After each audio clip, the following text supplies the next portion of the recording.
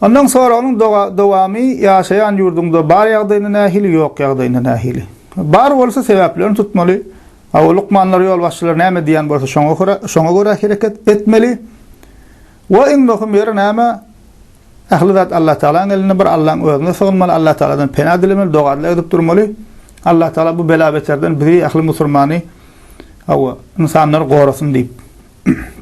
Eger ýaşaýan ýerinde ýok bolsa näme alhamdulillah şükür etmeli. Bar yerine gitmeli, sağlığın kadrini bilmeli.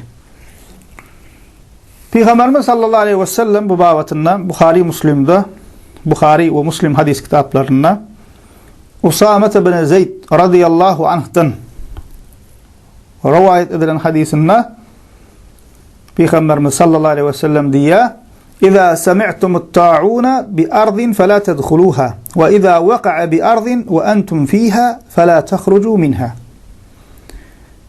Eger diye bir yerde yokunç kesel bar deyip eşitseniz ol yere gitmeyin diye.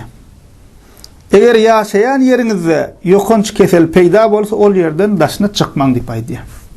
Naşun kunna şu ulu devletlerin edip oturan işleri var şu virüsten qoranmak için şu Peygamberimizin diyeni.